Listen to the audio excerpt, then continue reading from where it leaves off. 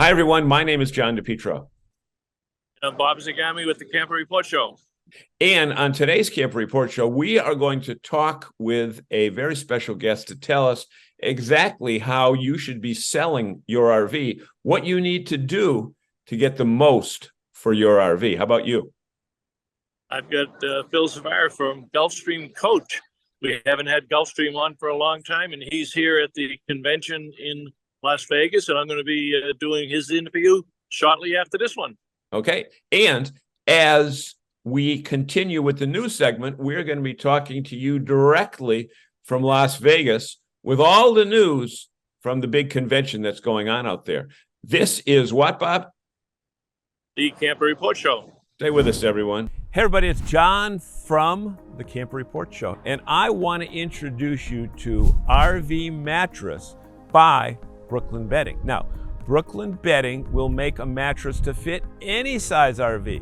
The unit that we have in our Class C is a Brooklyn Dreamfold Hybrid. Well, we put it in a couple weeks ago. We've been on a couple trips. Sometimes I've slept in it.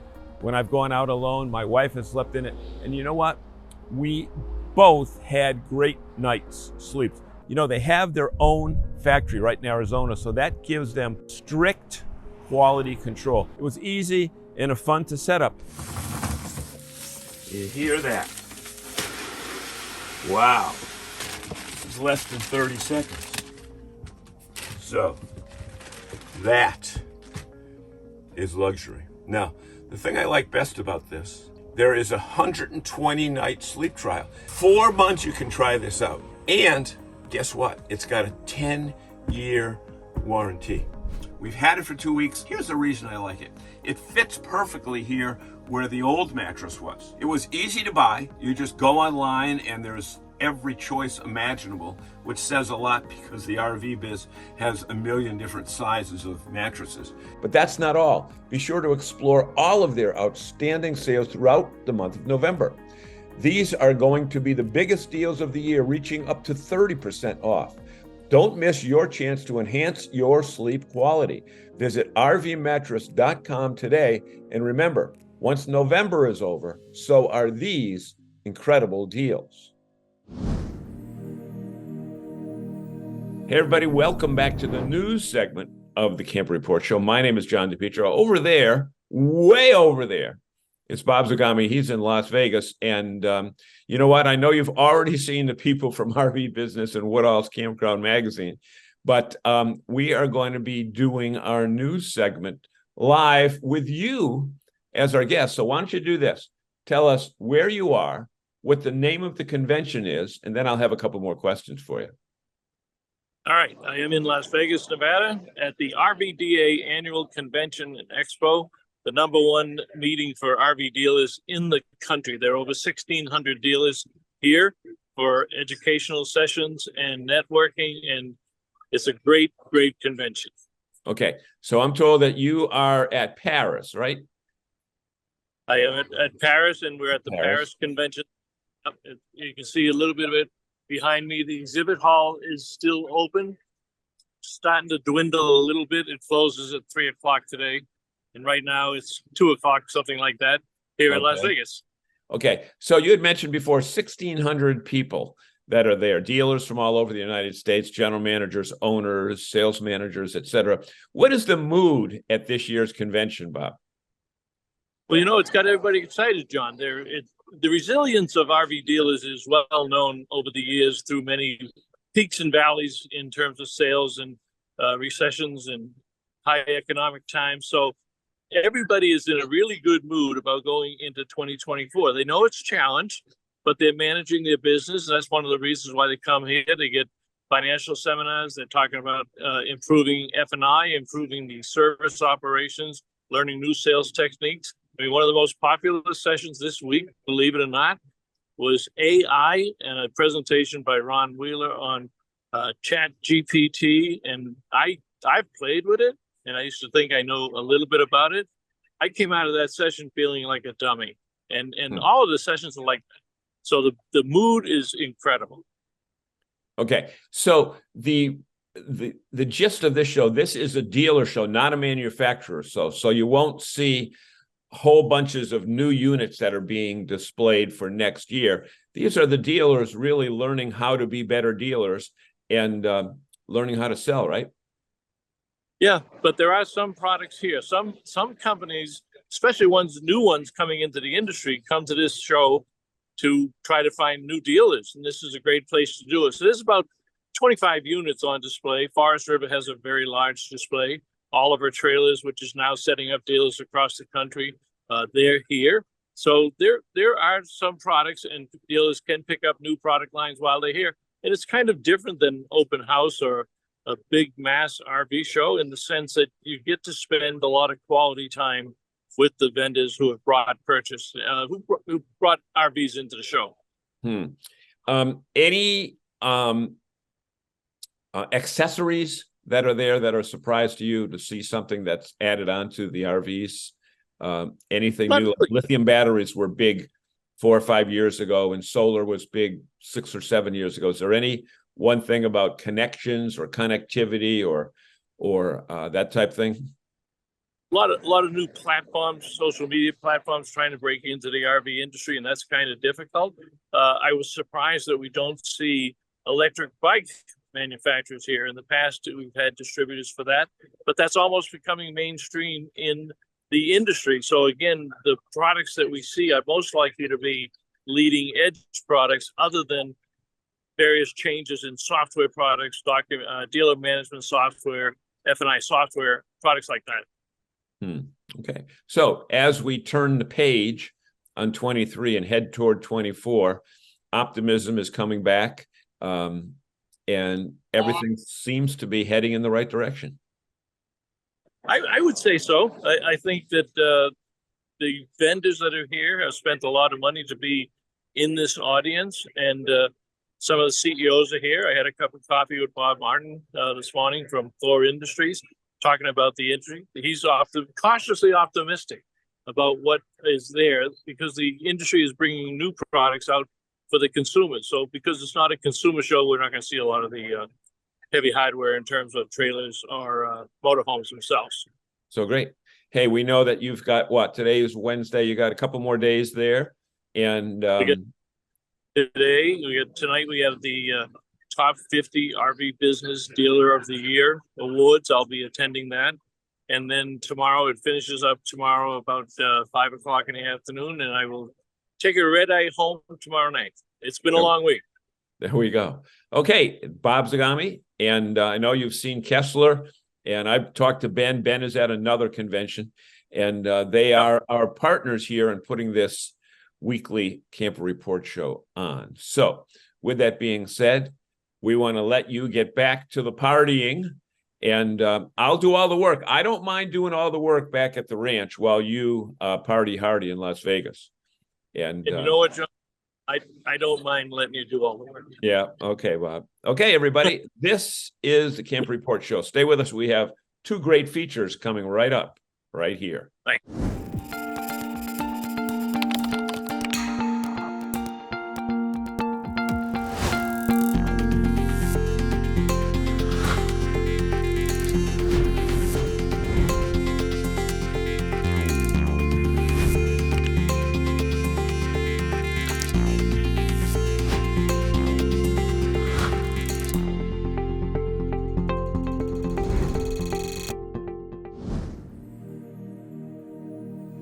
All right, welcome back everybody to the Camper Report show, and as you can tell, I'm in an RV, and I'm in an RV with Scott Parkhurst, VP of Sales and Marketing, right? Yeah, at Gulfstream, a long-standing company in the RV industry.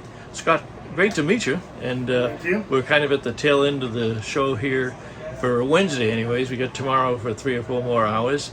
We're at the RVDA convention. Tell us why it's important for Gulfstream to be here at the convention. Well, for the last couple of years, I've come out with Gulfstream and brought out both trailers and motorhomes, and it always kind of amazes me of the new business of the people that maybe I haven't seen for a while or have or just being introduced to here at the show. So it's been a great experience to come to the show and show our products. What? Tell us what you brought this year, because they're kind of exciting to getting a lot of attention from the dealers. I know you guys have been busy every time I come by the booth, but talk about the products that you have and why they're important. Sure, we brought two products. We brought a BT Cruiser motorhome. The model is a 5210, and a brand new Trail Boss, which is our kind of overlander, off-road, teardrop series that we're pretty proud of. Yeah, yeah. And the overlanding is an expanding area of our business, right? Definitely. They're even having their own shows, so it's just not your typical RV shows that people are gravitating to. It's also the specialty shows. Yeah, it took our industry a little while to recognize the important role that they play, because when they first came on the scene, they didn't think of themselves as part of the RV industry. Right. We in the RV industry looked at them and said, hey, we want that to be part of our industry, because we have customers and people that want to be in the outdoors more. If you follow the trail of the consumer today in the RV industry, everybody doesn't want to go sit around a campfire telling stories with their parents. Definitely, and the price points and what's available out there, there's such a variety. We're starting off at maybe more introductory level, Yeah. but boy, you just could build those up, and it's all what you make of it and what your expectations are and how you're going to use it. Yep. So we're pretty excited to introduce the new Trail Boss. That's fantastic. Talk us a little bit about Gulfstream. If there's people that are watching the show that may not, I suppose there's a few, but tell us a little bit about the history and because it's a legacy company in our industry. Definitely.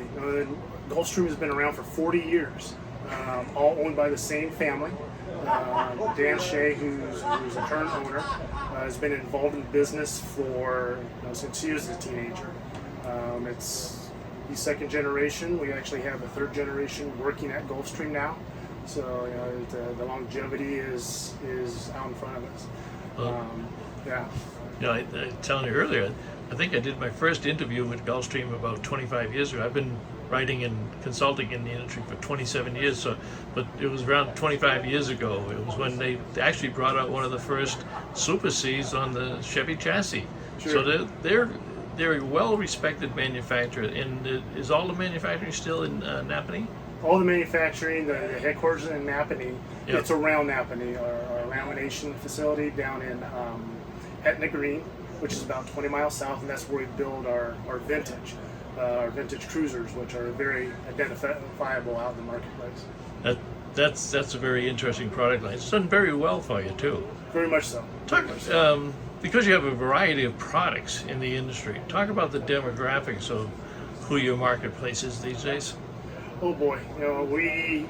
That was a trick question. Yeah, but I yes, want to hear your answer.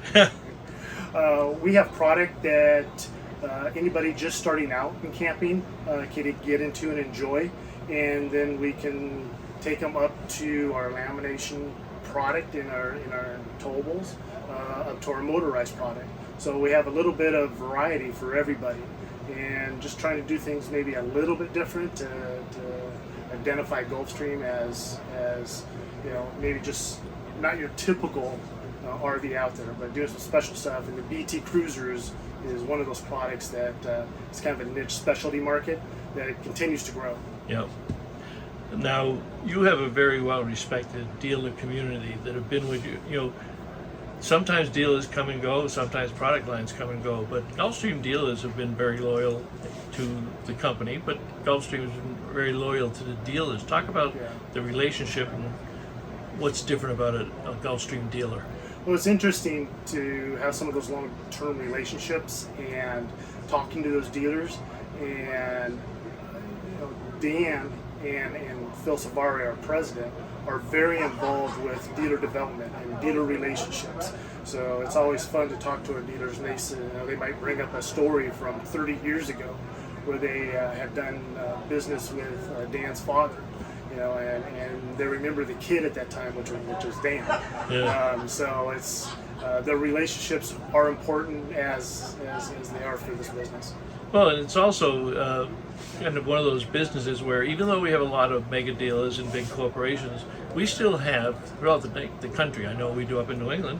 a lot of multi-generational dealerships that have been passed down to second and third generation, much like Gulfstream on the manufacturing side. So the relationships go through those multiple generations also. Definitely, families doing business with families for, like you said, generations is important. Yep, yep. What other products are in the product line that aren't necessarily here but are being sought after by consumers these days? Well, like I said, we can take a customer who is just starting out in camping or wants something that's economical from what we call a stick and tin or more basic level, from single axles to double axles to what we call a Supreme. And then from there we have some nice lamination product. We talked about the Vintage Cruiser or the Vista Cruiser, which is kind of the sister to the Vintage. And from there we have some larger laminated products as well.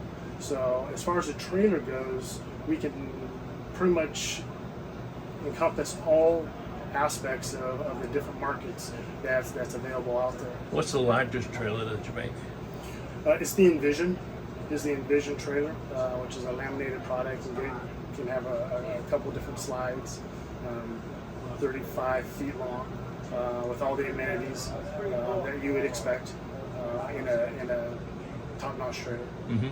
And how about size-wise on the BT and some of your other? Do you have any other motorized units or BT? Sure. We have considered 3 different lines.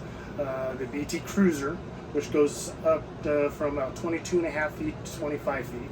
It's more of a couples coach. It's kind of designed that way. It's kind of a B plus is what we like to call it. So a person coming from a B van to a BT Cruiser have the extra amenities like a dry bath, like a full kitchen, and in a lot of cases a full bed that they, for their comfort. From there we have what we call an LE series, which is a price point C-Class motorhome. And then we have our regular Conquest that, again, goes up to the mid 30-foot range with a couple slides that has done extremely well. And that's also a Class C. That's a Class C, correct. Yeah. So for people who don't necessarily know Gulfstream, tell us where they might find information, the web, your social media presence. Sure, we're under GulfstreamCoach.com is our website.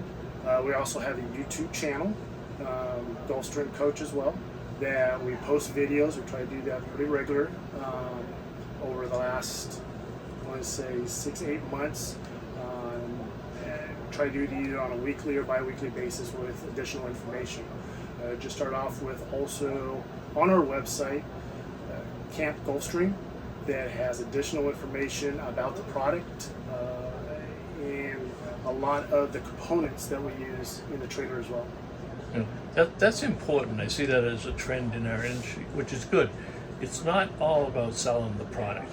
It's really about identifying the lifestyle of the prospect and getting the right product and the right fit.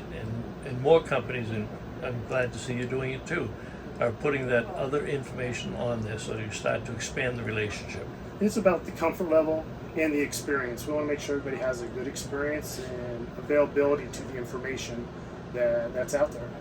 Okay, and we are in the BT, so I just take a little scope around here and let people see the quality and the comfort levels here. It's a beautiful coach. A beautiful coach. You guys have been making beautiful coaches for 40 years.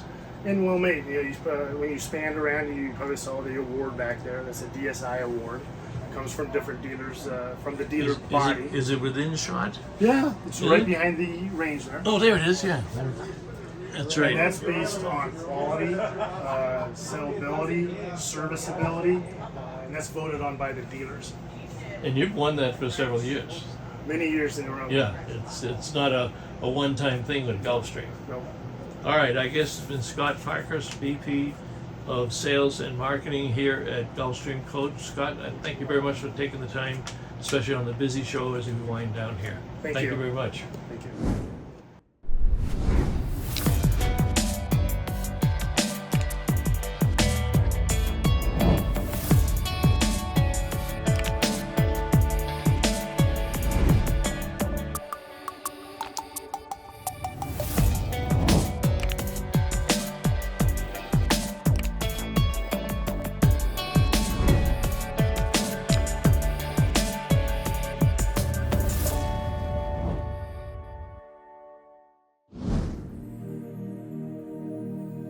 Hey everybody, welcome back to the Camper Report Show. My name is John DePietro. And one of the coolest things about doing the Camper Report Show is that you get to talk to some of the nicest people around the world.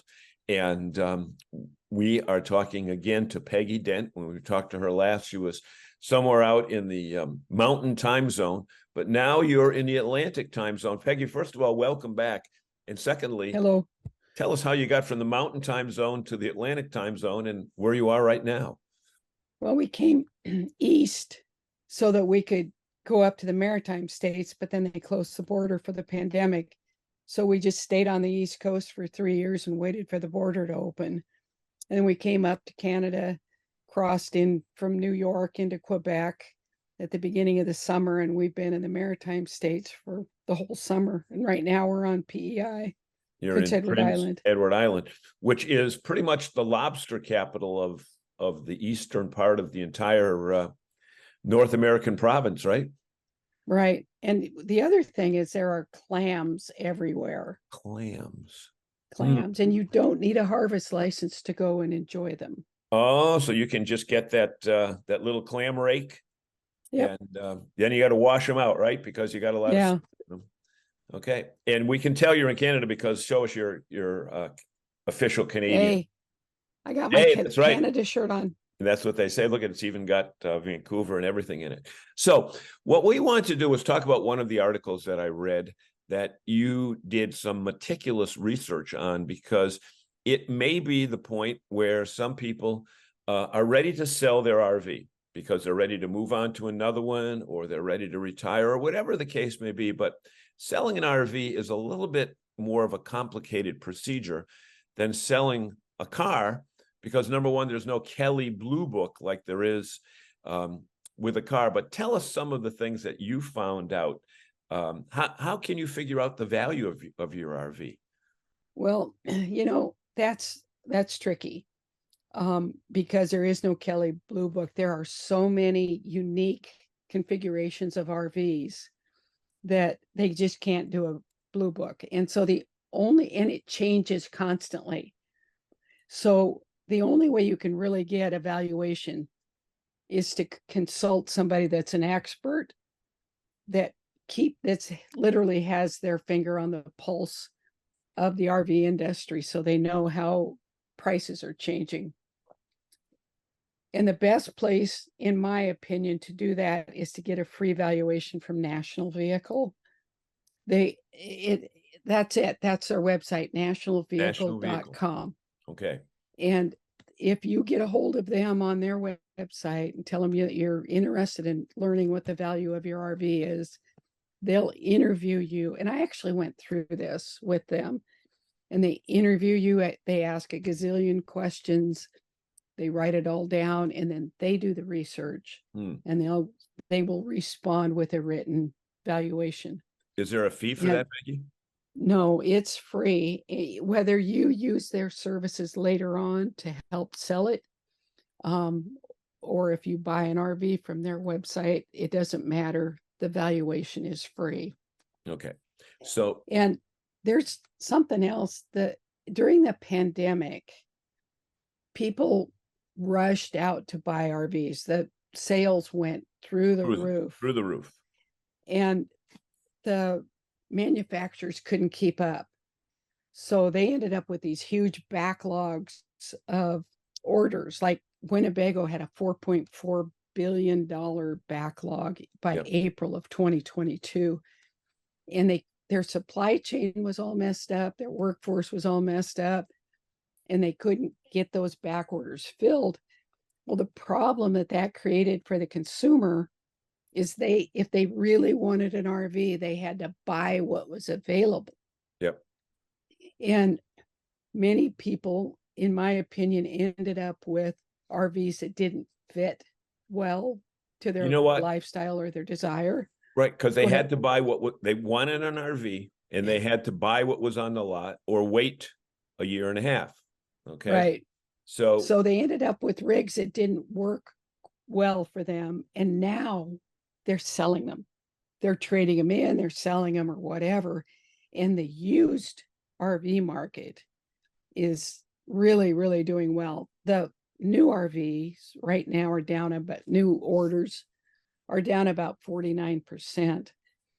But the used market is just going crazy.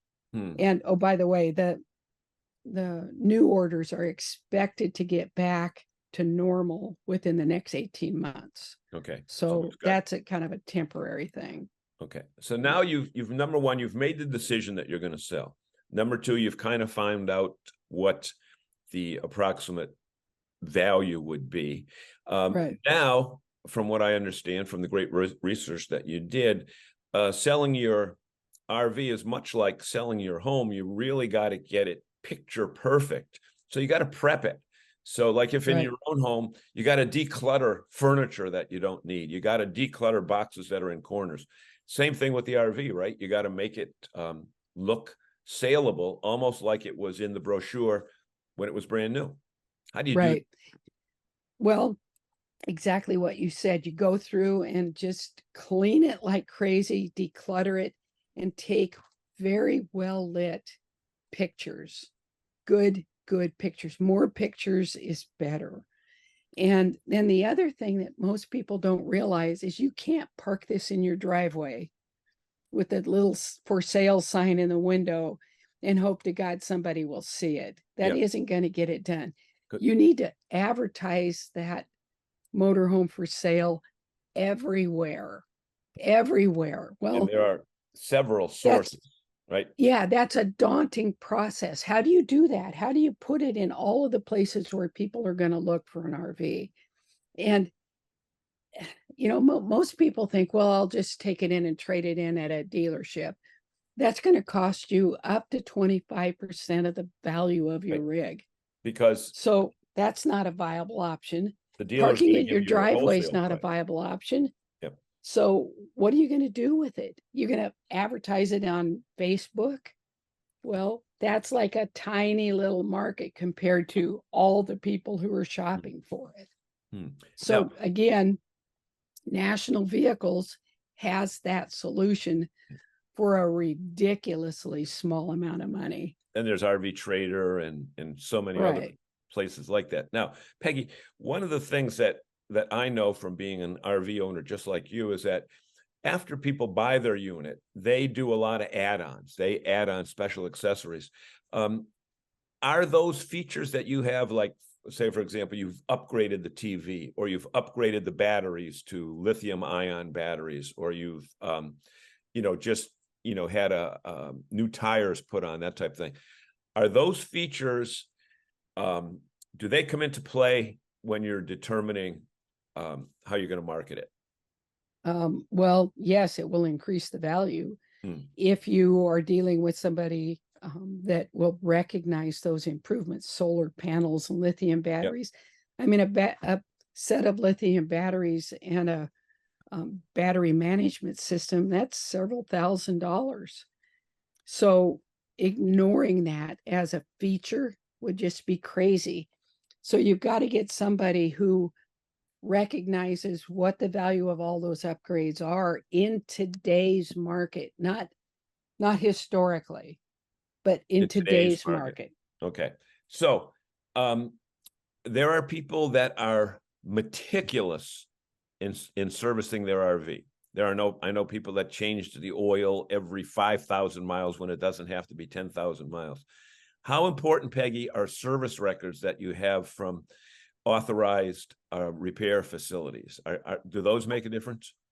Well, I think so. If you were buying an RV from somebody, particularly in the peer-to-peer market or the for sale by owner market, if you're buying an RV from another just regular citizen, knowing that that person took the time to take it in and get it serviced and has the documentation for it, that just gives you a level of confidence that the previous owner was taking good care of it and you can count on it being in good shape. And the other thing, when you buy a brand new RV, most of the time they have fit and finish problems that need to be taken care of. So if you're buying it now, it's a used rig, you want to make sure that the previous owner worked through all those issues. Okay. So yes, service record's important.